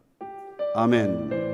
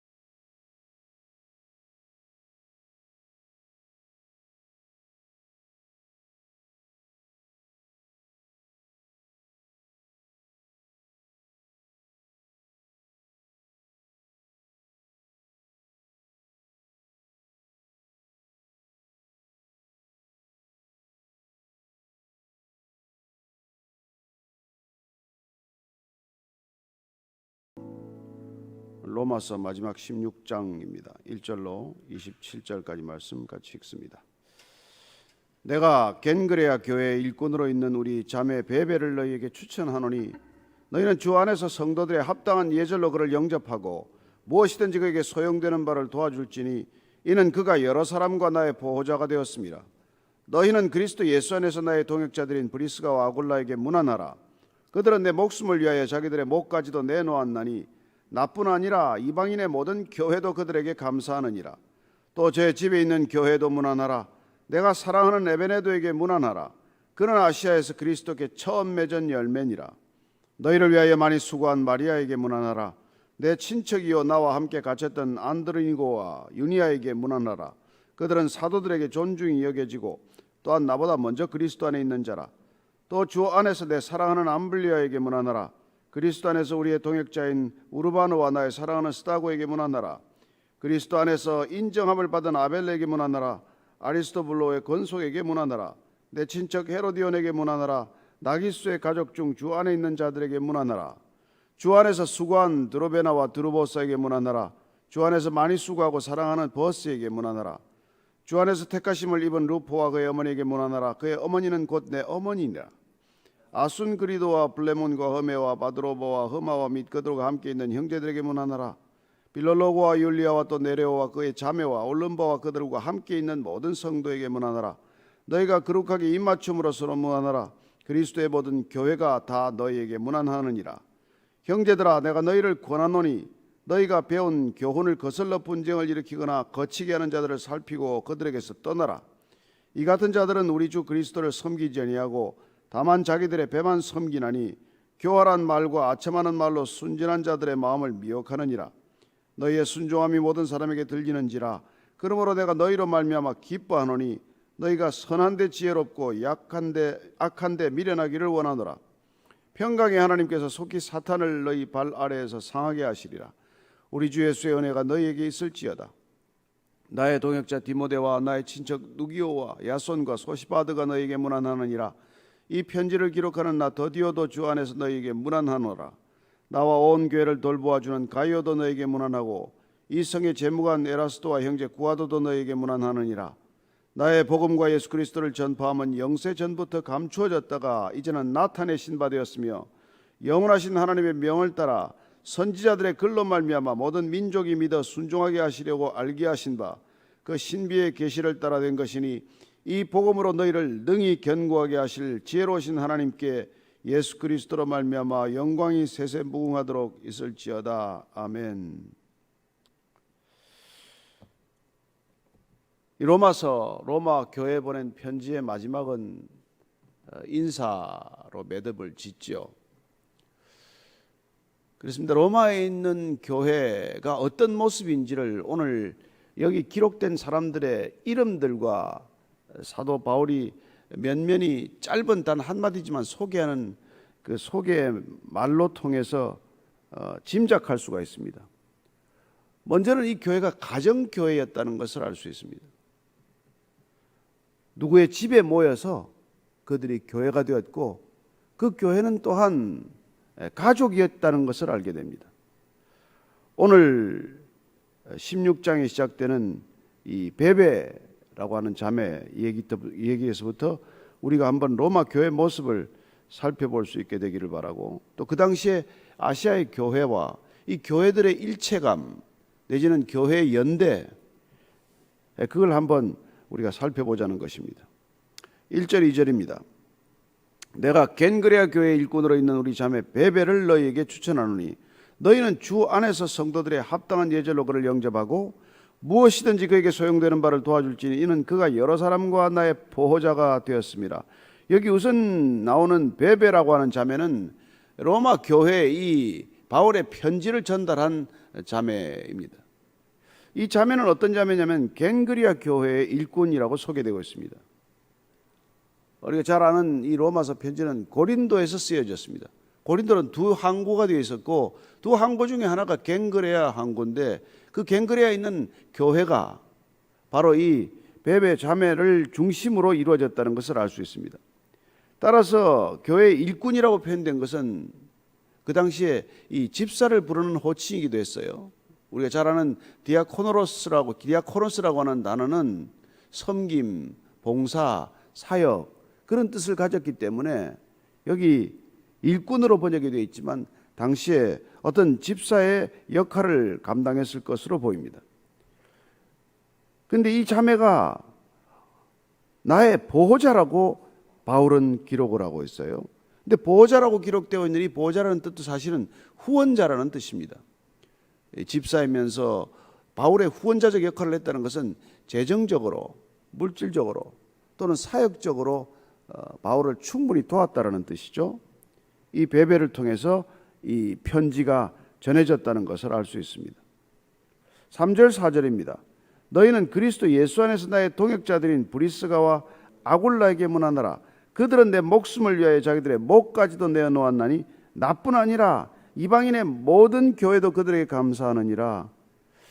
이 바울의 동역자들은 우리가 잘 아는 대로 디모데, 디도, 실루아노 이런 사람들이 있지만은 이 브리스가와 아굴라 부부야말로 정말 사도 바울에게 굉장한 도움이 되었고 후원이 되었던 그런 사람들입니다. 같은 텐트 메이커였죠. 실제로 장막업자였습니다. 글라우디오 황제 때 칙령이 발표되고 그리스도인들은 전부 다 쫓겨났어요. 로마에서 쫓겨날 때 이들이 고린도로 가게 됩니다. 거기서 바울을 만나서 고린도와 에베소에서 5년간 같이 정도 사역을 하게 돼요. 그리고 다시 로마 칙령이 해제되고 나서 이들은 로마로 돌아가 있는 것을 보게 됩니다. 따라서 이들이 로마를 떠났을 때 고린도와 에베소에서 사도 바울과 함께 정말 너무나 열심히 교회를 섬겼는데, 바울을 섬겼는데 어떻게 섬겼다고요? 내 목숨을 위하여 자기들의 목까지도 내놓았다. 그들은 가는 곳곳마다 자기들의 가정을 내놓았습니다. 따라서 브리스가와 아굴라가 있는 가정들은 가정교회가 되었습니다. 가정도 내놓았고 생업도 내놓았고 목숨도 내놓았다는 거예요. 이런 사람들이 초대교회에 있었다는 것입니다. 그들은 전부를 내놓았어요. 그리고 나중에 여기 보면 알겠지만 고린도에서 이 아볼로라는 목회자를 만나게 됩니다. 그 아볼로가 성경적 지식은 탁월하지만 성령은 몰랐어요. 근데 이 성숙한 부분은 아볼로를 면전에서 비판하거나 교회에서 분란을 일으키지 않습니다. 집으로 조용히 초청해서 그 목사를 어떻게 보면 잘 섬겨서 그에게 성령을 알게 합니다. 성령을 받게 합니다. 아볼로가 변합니다. 교회가 변합니다. 그렇게 성숙한 부부였어요. 여기서 보면은 브리스가와 아내인데 아골라보다도 이름이 먼저 있는 걸로 봐서는 정말 그 부부지만은 브리스가가 그 가족의 그 가정의 신앙에 어떻게 보면은 더 열심이었던 것으로 보입니다. 어쨌건 오늘 사도 바울은 나의 동역자라고 소개하는 이 부부, 내 목숨을 위해서 그들은 자기들의 목숨까지도 내놓았다는 이 부부, 이런 부부들을 통해서 교회는 교회다웠고 초대교회는 말할 수 없는 헌신으로 부흥했다는 것을 알게 됩니다. 5절 말씀입니다. 또 저의 집에 있는 교회에도 문하노라. 내가 사랑하는 에베네도에게 문하노라. 그는 아시아에서 그리스도께 처음 맺은 열매니라. 브리스가와 아굴라 집에 있는 교회, 그렇습니다. 그 가정교회에 있는 교회, 가정교회에 있는 교회 가족, 교회 식구, 교회 형제 자매를 말하는 것이죠. 따라서 우리가 서신서를 통해서 발견하게 되는 것은 교회는 단 한 번도 사람을 지칭하지 않는 법이 없다는 것입니다. 교회라는 호칭 자체는 바로 그리스도께서 불러내신 사람들이고 한 가정 속에서 그리스도를 지체로 하는 정말 형제요 자매요 그리고 한 가족이었다는 것을 알게 됩니다. 따라서 교회라는 이름은 가정이라는 이름과 크게 다르지 않았습니다.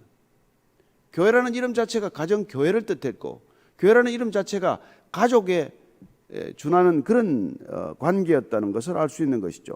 오늘 문하나라, 문하나라와는 말이 끝없이 반복되는데 어떻게 해서 사도 바울은 로마 교회에 있는 이 한 사람 한 사람에게 편지할 수 있습니까? 어떻게 안부를 물을 수 있습니까? 도대체 문하나라는 말이 뭐예요? 원래 문안하다는 말은 포옹하다는 뜻에서부터 출발이 됩니다. 포옹하는 관계였어요. 그러다가 정말 서로 인사를 나누고 서로 경의를 표하고 서로 존중하고 서로 존경하고 서로 사랑하는 관계가 곧 문안이라고 하는 형태라는 것입니다. 따라서 문안하라고 하는 것은 한 가족으로서 사랑을 나누는 한 공동체였다는 뜻이기도 해요. 이름을 다 기억하지 않습니까? 그런 첫 번째 자기가 아시아에서 얻은 열매도 기억을 하고 있습니다. 누구라고? 에베네도라는 사람은 내가 아시아에서 처음 전도한 사람이다. 여러분들에게 처음 여러분이 전도한 사람은 누굽니까? 잊혀지지 않죠. 아무리 많은 성도를 전도했다고 여러분이 치더라도 내가 처음 전도한 사람을 어떻게 잊겠습니까? 바울도 마찬가지예요. 아시아에서 처음 전도가 된 사람, 복음을 받아들인 사람, 그 사람이 에베네도고 그가 지금 로마에 가 있기 때문에 그에게도 안부를 전하라는 거예요.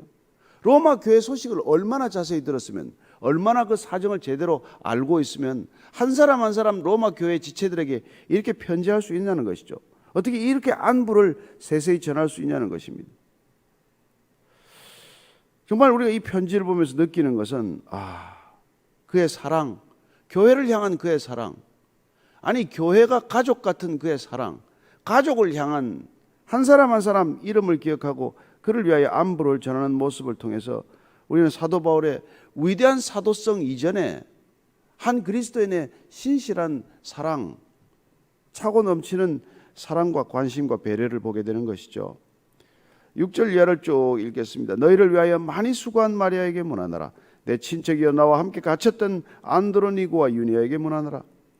그들은 사도들에게 존중이 여겨지고 또한 나보다 먼저 그리스도 안에 있는 자라. 이분들은 자기도 먼저 예수 믿은 사람이라는 거예요. 또 어떤 사람들은 같이 또 감옥에 갇혔던 사람들도 있습니다. 그러니 어떻게 그들을 잊을 수가 있겠어요? 내 사랑하는 암블리에게 문안하라. 그리스도 안에서 우리의 동역자인 우르바노와 나의 사랑하는 스다고에게 문안하라. 그리스도 안에서 인정함을 받은 아벨에게 문안하라. 아리스토블로의 권소에게 문안하라. 내 친척 헤로디온에게 문안하라. 나기수의 가족 중 주 안에 있는 자들에게 문안하라. 주 안에서 수고한 드루베나와 드루보스에게 문안하라.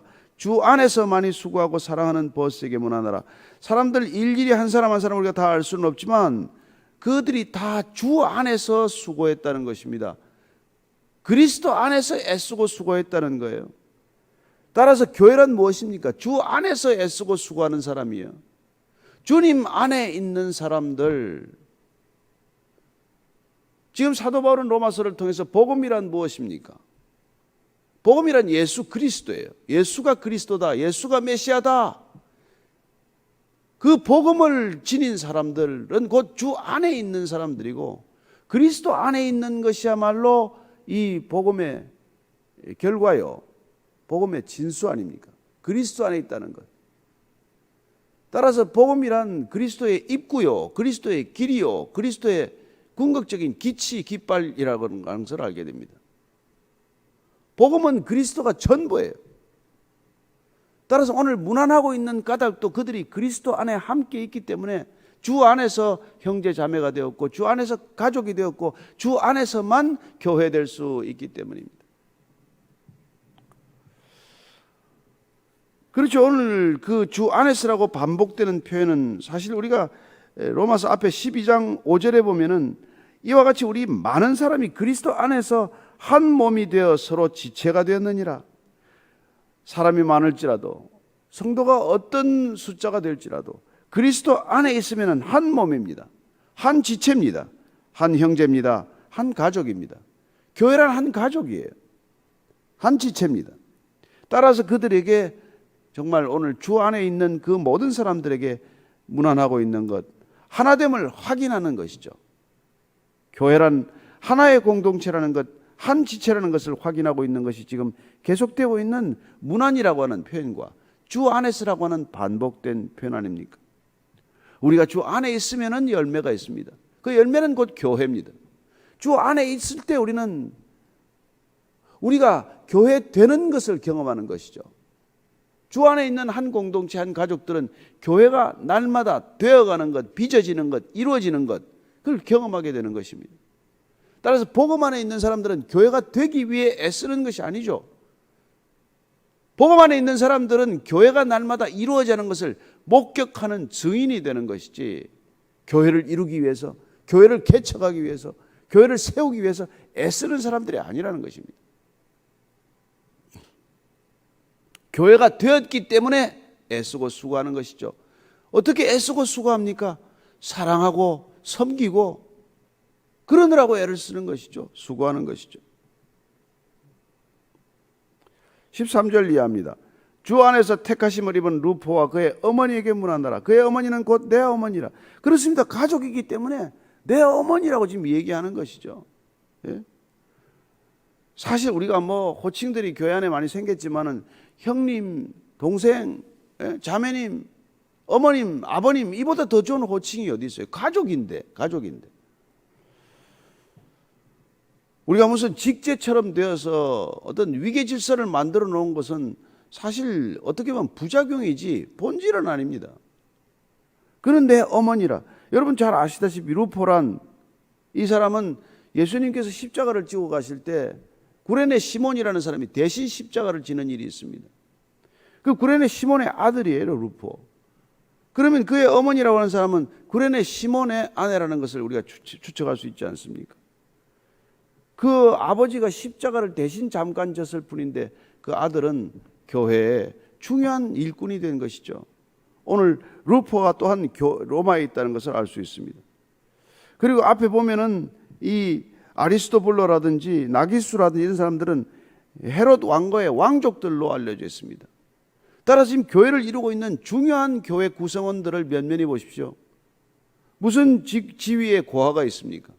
황족도 있고 왕족도 있고 또 노예 출신도 있어요. 또 이름들을 보면은 로마식 이름도 있고 헬라식 이름도 있고 또 이 유대식 이름도 있습니다. 남자도 있고 여자도 있어요. 그 앞에 지금 3절 이하에 26명의 이름이 나오는데 그중에 9명이 여성들의 이름입니다. 여러분 당시 로마 사회, 당시 초대교회 당시에 얼마나 여성들의 편견이 많았습니까? 여성들의 입장이 얼마나 약했습니까? 그러나 교회에서는 지금 등장하는 중요한 교회 구성원들 가운데 26명 중 9명이 여성이라면 있을 수 없는 사실 그 당시에 구성들이거든요. 이런 것들이 세상과 구별됐다는 것을 우리는 또한 알 수 있게 되는 것이죠. 그 당시 세상에 어떤 조직이나 어떤 제도도 여성들이 그렇게 활발히 활동한 거 없습니다. 아까 말씀드린 브리스가와 아굴라 이런 이름의 순서도 있을 수 없는 일이죠. 남편 이름이 먼저 나오고 아내가 나와야 되지만 교회에서 더 일을 할 수 있는 이 교회 역량에 따라서 뭐 이름 순서가 바뀌면 어떻습니까? 그리고 편지를 어떻게 베베 여집사에게 그걸 보냅니까? 이 중요한 편지를. 그러나 그분이 어쩌면 로마의 사업가였을 수도 있고 뭐 로마에 자주 왔다 갔다 할 수도 있으니까 가는 편에 이 편지를 붙인 것을 알 수 있게 되는 것이죠. 아순그리도와 블레운과 허메와 바드로바와 허마와 및 그들과 함께 있는 형제들에게 문안하라. 빌롤로고와 율리아와 또 네레오와 그의 자매와 올름바와 그들과 함께 있는 모든 성도에게 문안하라. 너희가 거룩하게 입맞춤으로서는 문안하라. 그리스도의 모든 교회가 다 너희에게 문안하느니라. 바울뿐만 아니라 그리스도 안에 있는 모든 교회, 그리스도 안에 있는 모든 성도, 그리스도 안에 있는 모든 형제 자매가 지금 로마 교회에 안부를 전하고 있다라고 지금 편지에 기록한 것이죠. 그리고는 오늘 로마 교회의 마지막 한 가지 당부를 잊지 않습니다. 형제들아, 내가 너희를 권하노니 너희가 배운 교훈을 거슬러 분쟁을 일으키거나 거치게 하는 자들을 살피고 그들에게서 떠나라. 아직까지 로마 교회에 어떤 분쟁의 소식이 들린 것은 아닙니다. 그러나 갈라디아 교회에서 그는 이미 분쟁의 소식을 들었고 많은 교회들에서 소아시아에 있는 교회들에서 분쟁들이 생긴다는 거예요. 다툼이 있다는 것입니다. 그래서 그 분쟁이 일어난 이유는 뭔가 하니까 너희가 배운 교훈을 거스를 때 일어난다는 것이죠. 복음만으로 족하다는 이 가르침에서 벗어날 때 언제든지 분쟁이 있는 것입니다. 예수 그리스도로 충분한데 예수 그리스도 이외에도 뭐가 필요하다. 율법을 더 우리가 준수해야 된다. 할례를 받아야 된다. 뭐 음식을 가려야 된다. 이런 일들로 해서 늘 분쟁이 일어날 수 있지만 그걸 조심하라는 거예요. 그리고 그렇게 분쟁을 일으키는 자들, 걸려 넘어지게 하는 장애물을 두는 자들을 살펴보고 그들에게서 떠나라. 그들과 거리를 두라. 그런 얘기예요. 이 같은 자들은 우리 주 그리스도를 섬기지 아니하고 다만 자기들의 배만 섬기나니 교활한 말과 아첨하는 말로 순진한 자들의 마음을 미혹하느니라.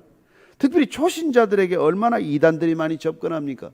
이단들은 불신자들에게 접근하지 않습니다. 막 예수를 믿기 시작해서 열심을 내는 사람들, 성경에 대한 궁금증이 많은 사람들, 이런 사람들에게 꼭 접근해서 모든 답을 마치 가지고 있는 것처럼, 너무나 교리를 쉽게 꼭꼭 모든 질문에 잘 답해 주는 것처럼 해서 왜곡된 성경 지식으로 사람들을 빼앗아가는 것이죠. 미혹하게 하는 것이죠. 그때나 지금이나 동일합니다. 그런데 그들은 그리스도를 섬깁니까? 아니요. 입만 열면 예수 그리스도고 십자가 얘기고 하나님 얘기지만 그들은 결국 관심은 돈이에요. 결국 그들은 자기들의 배만 섬긴다는 것입니다. 여러분, 이단 교주 중에 가난한 사람 보셨습니까? 이단들 가운데 돈 없는 사람 봤어요? 지금 이단들이 얼마나 소위 이른바 교회 건물들을 사들입니까? 그들은 자기들의 배만 섬긴단 말이에요. 그런데 교활한 말, 아첨하는 말에 속아 넘어갑니다. 비위를 거슬르고 마치 그들이 더 사랑하는 것 같아요. 지금 바울은 그런 로마 교회에 그런 것들을 사전에 알려주고 조심하라고 얘기하는 것입니다. 19절 20절입니다. 너희의 순종함이 모든 사람에게 들리는지라. 그러므로 내가 너희로 말미암아 기뻐하노니 너희가 선한 데 지혜롭고 악한 데 미련하기를 원하노라. 여러분, 우리가 성령 충만하고 복음이 들어오면 선한 데 지혜롭고 악한 데 미련하게 됩니다. 점점 우리가 선에 예민해지게 되고 악을 분별하게 되고, 그리고는 그 악에 대해서 멀리하게 되는 것이죠. 바울은 그러나 평강의 하나님께서 속히 사탄을 너희 발 아래 상하게 하시리라. 하나님께서는 창세기 3장 15절에 이미 약속하셨어요. 인자의 아들, 사람의 아들이 결국은 이 사탄의 머리를 깰 것이라고, 상하게 할 것이라고 했던 말씀을 기억나게 하는 것이죠. 우리 주 예수의 은혜가 너희에게 있을지어다.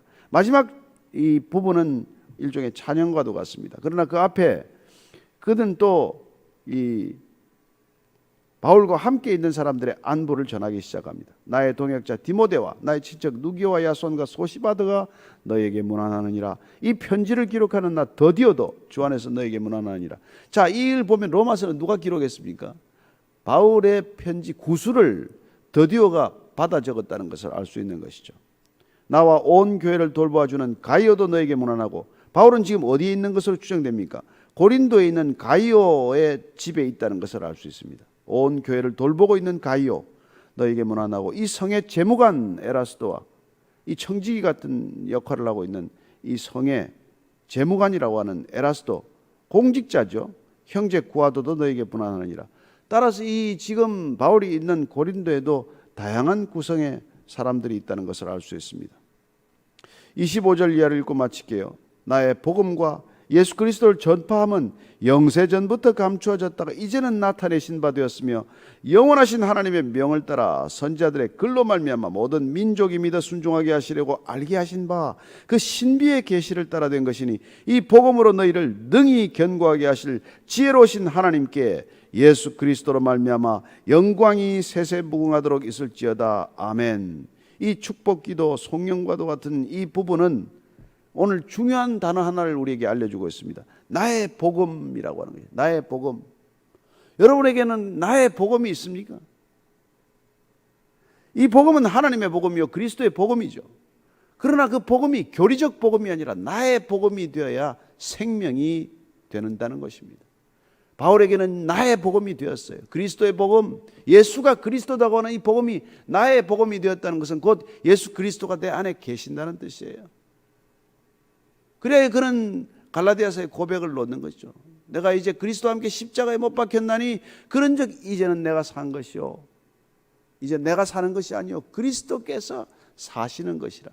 내 안에 그리스도가 산다. 나는 십자가에 못 박혀 죽었고 내 안에 그리스도가 산다. 그래서 나의 복음이 되었을 때 우리는 교리를 이깁니다. 다툼을 이깁니다. 분쟁을 이깁니다. 그렇습니다. 예수 그리스도가 전부이고 예수 그리스도로 족하다고 하는 이 복음을 놓치면은 우리는 교회를 위해서도 싸운다고 말합니다. 나의 복음이 생명이 되지 않으면 우리는 교리가 더 중요해져서 교리 때문에 교단이 생기는 것이죠. 나눠지고 쪼개지는 것입니다. 나의 복음이 내 생명이 되지 않으면 우리는 선교하면서도 선교단체로 나눠지게 됩니다. 선교단체끼리 싸우는 모습을 보게 됩니다. 나의 복음이 내 안에 생명이 되지 않으면 우리는 구제하면서도 서로 다투게 돼요. 초대교회가 구제하다가 다투지 않았습니까? 나의 복음이 내 생명이 되지 않으면 우리는 교회라는 이름으로 싸우고 다투게 된다는 것입니다. 우리는 오늘 복음으로 족한다는 것, 그 복음만으로 교회가 충분하다는 것을 사도 바울은 이 로마서 16장까지 달려오고 숨가쁘게 증언하면서 마지막에 그 복음이 나의 복음이 되었음을 다시 한번 증언하고 있는 것이죠. 그리고 그 복음의 내용을 한 번 더 정리해주고 있는 것입니다. 예수 그리스도를 전파하면 영세 전부터 감추어졌던 것이죠. 예수가 그리스도다 하는 이 복음은 우리가 절하기 전에 영원 전부터 감추어졌던 것인데 이제 나타내신 바 되었으며 영원하신 하나님의 명을 따라 선지자들의 글로 말미암아 모든 민족이 믿어 순종하게 하시려고 알게 하신 바 그 신비의 계시를 따라 된 것이니 이 복음으로 너희를 능히 견고하게 하실 지혜로우신 하나님께 예수 그리스도로 말미암아 영광이 세세무궁하도록 있을지어다. 아멘. 신비의 계시는 구약 성경에 이미 계시되었습니다. 선지자들의 글에 다 나타나 있습니다. 예언서에 나타나 있습니다. 그러나 그게 때를 따라서 계시를 된 것이고 그리고 그 복음은 능히 우리를 견고하게 세운다는 것입니다. 복음이 우리를 세웁니다. 복음이 우리를 능력 있게 하는 것이죠. 그리고 지혜로우신 하나님께서 예수 그리스도로 말미암아 그 영광은 세세무궁하도록 있게 되었다는 것입니다. 우리가 숨가쁘게 더 살펴볼 수 있지만은 오늘 이걸 대략적으로 로마 교회가 초대 어떤 교회의 구성원들로 이루어졌고 얼마나 그 당시 교회는 다른 일반 세상과 구별되었는지를 살펴보았고 또 면면이 함께 할 수 없는 사람들이 함께하는 교회의 진정한 모습을 보았습니다. 그리고 바울은 끝내 우리가 멀리해야 될 사람, 거리를 두어야 할 사람들까지 어떤 사람들인지를 알려주셨습니다. 유대주의자들이나 율법주의자들을 멀리하라고 또다시 한번 로마 교회에 마지막으로 당부하는 사랑의 권면을 듣게 됩니다. 그 마음에는 사랑이 가득히 느껴지지 않습니까? 여러분, 사람을 숫자로 기억하는 것과 이름으로 기억하는 것은 너무나 다른 일 아니에요? 한 사람 한 사람의 주님께서 우리의 이름을 기억하듯 바울은 로마 교회 한 사람 한 사람의 이름을 불러가며 그는 안부를 전합니다. 문안합니다. 소식을 전합니다. 정말 아비의 마음, 정말 그리스도의 마음, 그리스도의 심장이 아니라면 이 편지는 씌어지지 않았을 것입니다. 오늘 그 편지가 우리에게 전해졌을 때 우리 또한 우리가 섬기는 사람들, 우리가 섬기는 교회, 우리가 함께 교회된 형제 자매들을 이렇게 기억하면서 이름을 불러야 할 시간인 줄로 믿습니다. 오늘 기도할 때 한 사람 한 사람 이름을 놓고 그분이 어떤 사람인지, 그분이 주님 안에서 어떤 정말 수고를 감당하고 있는지 기억하고 감사하며 기도하는 시간이 되기를 바랍니다. 같이 기도하겠습니다. 하나님 아버지, 교회가 한 사람으로 이루어지지 않는 것을 보았습니다. 위대한 사도 바울이지만 그 바울을 돕는 수많은 동역자들이 있었고 함께 동역하면서 목숨까지도 아끼지 않았던 사람들을 봅니다. 내 집을 기꺼이 교회 모임의 장소로 제공했던 많은 사람들을 봅니다. 하나님, 그야말로 가정교회로 충분했던 시대, 그야말로 교회가 가족됨을 충분히 드러내었던 그 아름다운 교회의 모습, 향기로운 교회의 모습을 다시 한번 이 땅에 주님 보게 하여 주옵소서. 이 팬데믹 때문에 고통스러워하고 괴로워하지만은 누가 가족됨을 정말 제지할 수 있겠습니까? 누가 가족의 가족 사랑을 멈출 수 있습니까? 누가 그리스도의 사랑에서 끊을 수 있습니까? 주님, 끊어지지 않는 그리스도의 사랑에 매여 가족이 되었고 혈족이 되었다면 주님, 오늘도 이 시대 동일하게 혈족이 된, 가족이 된, 혈연이 된 진정한 믿음의 가정을 보게 하여 주옵소서. 믿음의 가족을 보게 하여 주옵소서. 믿음의 교회를 보게 하여 주옵소서. 하나님 아버지, 오늘 다시 한번 이 로마서를 정리하면서 주 앞에서 이 시대 교회가 다시 한번 회복된다면, 초대교회의 모습을 온전히 회복한다면 가정에서부터, 가족으로부터 회복되어야 한다는 것을 알게 하셨사오니 주님, 우리 가정이 교회 되게 하시고 몇몇 가정이 교회가 되게 하시고 함께 모인 교회가 교회되게 하여 주시옵소서.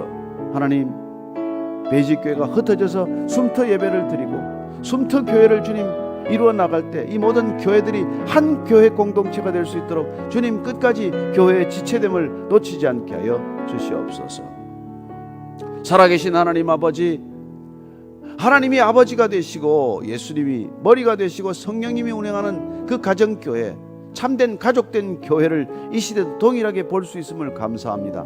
하나님, 어렵고 힘든 시대지만은 교회의 가족됨, 교회의 가정됨을 다시 한번 회복하는 이 시기에 중요한 시점에 있사오니 주님 성령을 부어주셔서 온 교회마다 가족됨과 가족 사랑을 놓치지 않고 잃지 않게 하여 주시옵소서.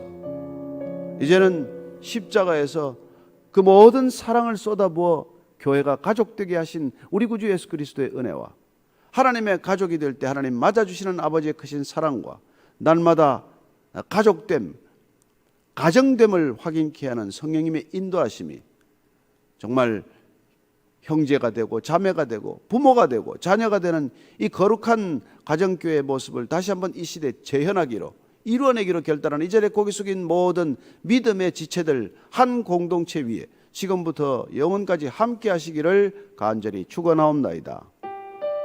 아멘.